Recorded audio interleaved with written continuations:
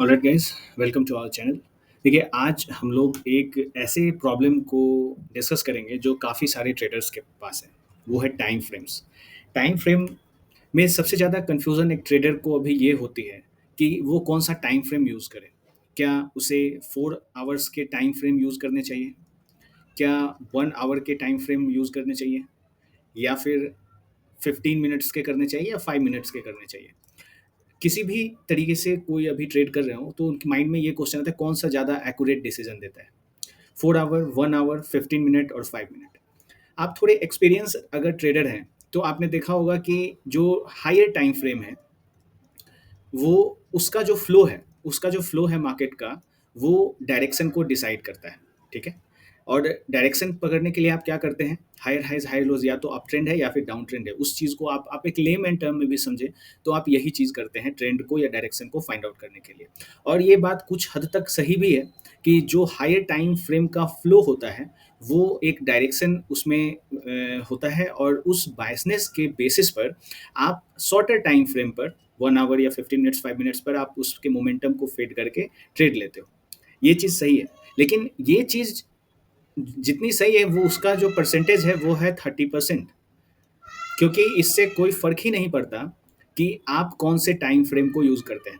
तो आज के इस लेक्चर में हम लोग इसी कन्फ्यूज़न को दूर करेंगे कि कौन से टाइम फ्रेम की कितनी अहमियत है और क्या इससे बाकी चीज़ें होती हैं। देखिए, सबसे पहली चीज़ मैं आपको बताऊँ कि अगर आप ये कहते हो कि 1 आवर एक टाइम फ्रेम है, तो क्या क्वेश्चन आपसे है कि क्या ये 45 मिनट्स को क्या हम टाइम फ्रेम नहीं कह सकते? क्या हम लोग 30 मिनट्स को टाइम फ्रेम नहीं कह सकते? क्या हम लोग 10 मिनट्स को टाइम फ्रेम नहीं कह सकते? क्या हम लोग 3 आवर्स को टाइम फ्रेम नहीं कह सकते? ज़ीरोधा में आप देखिए 3 आवर्स का भी एक टाइम फ्रेम में उन्होंने दे रखा है। क्या हम 2 आवर्स को टाइम फ्रेम नहीं कह सकते? ये सारी चीज़ें तो टाइम फ्रेम ही है ना, सब चीज़ टाइम फ्रेम ही है। अब देखिए कि क्यों इसकी इतनी ज़्यादा रिलेवेंस नहीं है कि आप कौन से टाइम फ्रेम पर ट्रेड करते हो, इसके 2 रीज़न्स मैं आपको देने वाला हूँ। एक है थ्योरेटिकल रीज़न और एक है प्रैक्टिकल रीज़न। थ्योरेटिकल में इसके पीछे जो लॉजिक है वो मैं आपको बताऊँगा, प्रैक्टिकल रीज़न में एक एग्ज़ाम्पल आपको चार्ट पर भी यही चीज़ दिखाऊँगा कि किस तरह से ये थ्योरी प्रैक्टिकल वे में काम करती है। ठीक है? चलिए इस चीज़ को हम लोग आगे देखते हैं। देखिए, सबसे पहले अगर हम लोग ये देखें कि आपको कोई एक आईफ़ोन लेना है। मान लो आपको यहाँ पर कुछ एक आईफ़ोन लेना है, ठीक है? अब इस आईफ़ोन की जो कीमत है, वो अभी 1 लाख रुपीज़ है, ठीक है? और इसकी जो प्राइसेज़ थी पहले, कुछ दिन पहले, वो ऑलमोस्ट आप समझो 80,000 थी।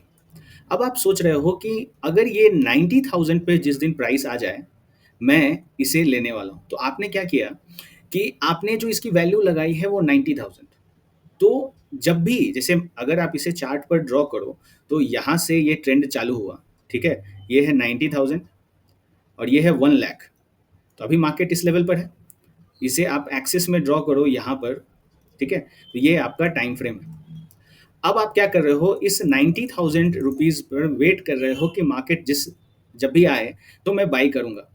तो आप जब मार्केट इस लेवल से ड्रॉप करते हुए यहाँ पर आता है, तो इस जगह क्या आप लॉजिक ये लगाओगे कि मैं कौन-सा टाइम फ्रेम यूज़ करूँ? 1 आवर या 15 मिनट्स? क्या बड़े इंस्टीट्यूशन भी इस लेवल पर ये सोचेंगे? देखिए, बड़े प्लेयर्स की थिंकिंग है, जो है, प्राइस का जो लेवल है, वो मीट होना चाहिए। इससे कोई फ़र्क नहीं पड़ता, क्योंकि इससे कोई फ़र्क नहीं पड़ता कि किस टाइम फ्रेम पर आप ऑपरेट कर रहे हो। यही चीज़ मैं आपको प्रैक्टिकल में भी दिखाऊँगा। तो जब भी मार्केट आप सोचो, आप प्रैक्टिकल एग्ज़ाम्पल में जब भी मार्केट 90,000 पर आए, most of us, if we are ready to buy this product at 90,000, what we will do, we will not wait कि ठीक है 3 दिन प्राइस 90,000 का मार्केट में मुझे आईफोन का 3 दिन रुकना चाहिए, तो फिर मैं यहाँ पर बाय करूँगा। ये लॉजिक नहीं हो सकता।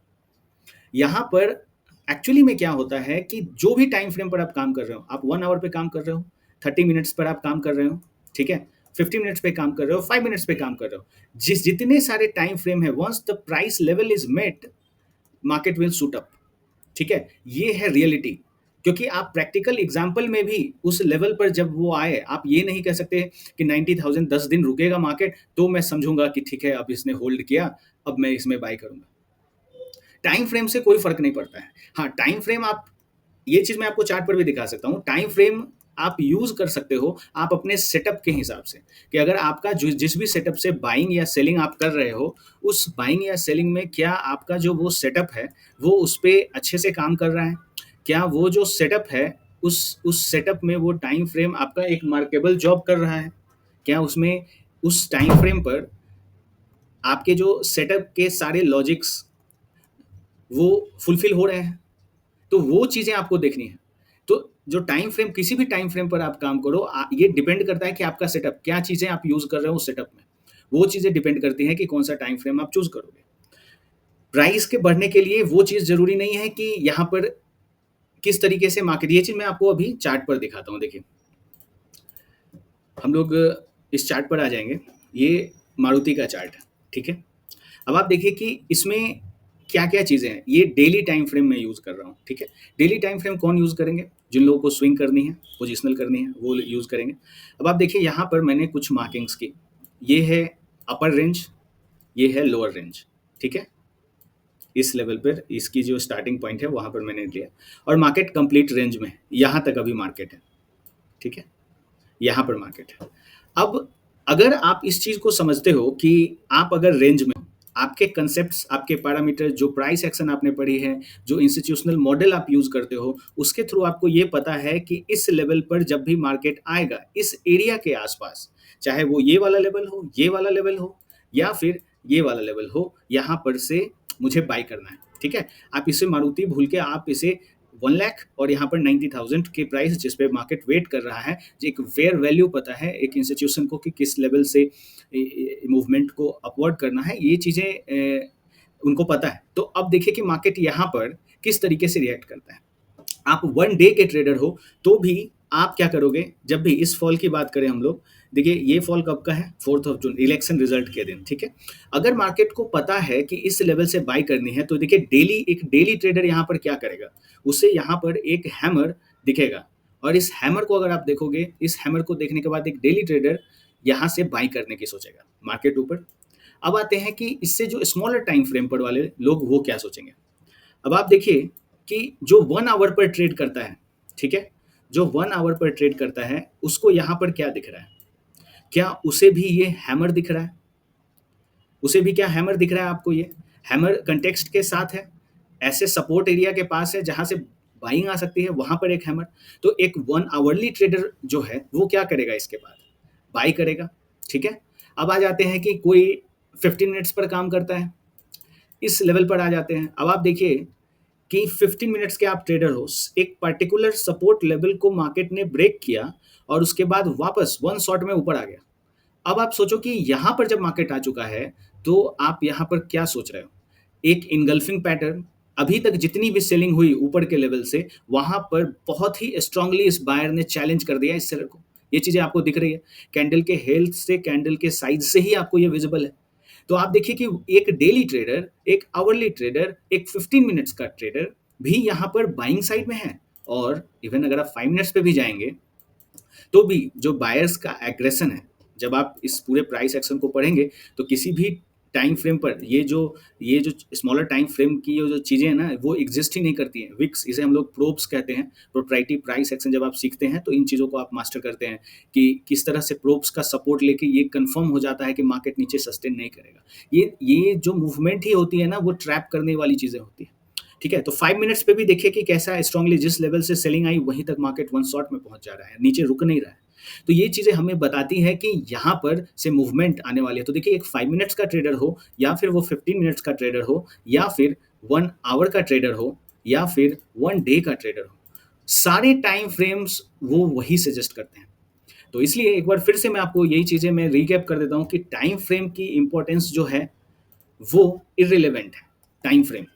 ये आपका जो सेटअप है, जो आपके पैरामीटर्स हैं, उसको फुलफ़िल करने के लिए आप यूज़ कर रहे हो, वो सही है। लेकिन इससे कोई फ़र्क नहीं पड़ता कि टाइम फ्रेम देखिए, अगर एक पार्टिकुलर प्राइस पर, जैसे मैंने आपको एग्ज़ाम्पल दिया, एक पार्टिकुलर प्राइस लेवल पर अगर कोई स्टॉक आता है, तो वहाँ से 1 मिनट का प्लेयर हो, 5 मिनट का प्लेयर हो, 15 मिनट्स का हो, 20 मिनट्स का हो, 40 मिनट्स 45 मिनट्स का हो, 1 आवर का हो, 3 आवर्स का हो, 4 आवर्स का हो, 1 डे का हो, 1 वीक का हो, जितने भी टाइम फ्रेम्स होंगे, वो एक ही डायरेक्शन में ट्रेड लेंगे और इसलिए जब मल्टीपल टाइम फ्रेम्स एक तरफ मिल जाते हैं तो मूवमेंट काफ़ी शार्प होती है, ठीक है? तो इस चीज़ के लिए आपको टाइम फ्रेम्स पर नहीं जाना है। आप एक पर्टिकुलर लेवल्स को अगर पकड़ पाते हैं, उस लेवल से रिएक्शंस जब होते हैं, तो जितने भी टाइम फ्रेम्स होते हैं, सब पे इक्वली मूवमेंट को नोट किया जा सकता है। बस provided that you should know what is the that business about, वो लेवल्स कैसे हैं, वो लेवल्स के लिए क्या है ना कि पूरा जो प्रोप्राइटी प्राइस एक्शन चीज़ है ना, वो इसी चीज़ पर बेस्ड है। कि किस तरह से आइडेंटिफ़ाई, और इसके कोई सेट ऑफ काफ़ी सारे लोगों को मैंने देखा है कमेंट्स में और ईमेल्स पर भी, वो एक सेट ऑफ रूल्स चाहते हैं। सेट ऑफ रूल्स कि मुझे ये 1, 2, 3 कुछ इस तरह पैटर्न मुझे बता दे कि ये चीज़ें मैं जहाँ भी चार्ट पर देखूँ बाय कर लूँ। ऐसा हो ही नहीं सकता है। हो ही नहीं सकता है। काफ़ी सारे लोगों के भी ये प्रॉब्लम होते हैं कि जैसे अभी हाल में ही एक वेबिनार लिया था, उसमें भी एक प्रॉब्लम था कि यहाँ से कोई एक स्टॉक है फार्मा सेक्टर का, वहाँ से ब्रेकआउट हो गया। अब कन्फ्यूज़न क्या है कि मार्केट जब क्या, उनका क्वेश्चन था कि सर क्या इस लेवल पर स्टॉक आए तो बाय होना चाहिए, या इस लेवल से बाय होना चाहिए, या इस लेवल से बाय होना चाहिए? क्योंकि यही तो कन्फ्यूज़न है ट्रेडर को। और आप यहाँ टाइम फ्रेम पर फँसते हो कहीं पे। अब यहाँ पर जो चीज़ें काम आती हैं वही प्रोप्राइटी मेथड्स काम आते हैं कि आप किस तरह से इस मोमेंटम को गेज कर पाते हो, तो आप समझ जाओगे कि कहाँ से मार्केट के पीछे मार्केट यहाँ से रिवर्स होने वाला है, फिर से अपसाइड जाने वाला है। इसके पीछे सिर्फ एक लॉजिक ही नहीं होता है, कई आपको कन्फ्लुएंसेस को देखने होते हैं। कन्फ्लुएंसेस मतलब क्या है? आपके जो पैरामीटर्स हैं, जैसे स्टॉक्स किस तरह बिहेव कर रहा है, कोरिलेशंस किस तरह से है, उसका मोमेंटम क्या है, उसका हेल्थ क्या है, उसका स्विंग क्या है, ये सारी चीज़ें जब आप देखते हो, तो फिर आप एक डिसीजन पर आते हो, ठीक है? तो इस तरीके से आपको टाइम फ्रेम पर देखना है, टाइम फ्रेम पर स्टिक नहीं रहना है, आपको आपको उस सारे जो टाइम फ्रेम्स हैं, वो इकट्ठे एक तरफ चलेंगे, ठीक है? आई होप कि आपको इन चीज़ों से कुछ समझ में आया होगा। अगर आपको कंटेंट अच्छा लग रहा है, डू मोटिवेट अस, आप लाइक करिए, शेयर करिए, सब्सक्राइब करिए। कोई आपके कुछ ईमेल्स अगर आप करना चाहें, आपके कुछ पर्सनल प्रॉब्लम्स हैं ट्रेडिंग रिलेटेड, कि आपको क्या दिक्कत हो रही है उसमें, तो आप मुझे ईमेल कर सकते हैं। I will try to reply you guys. Thanks for watching.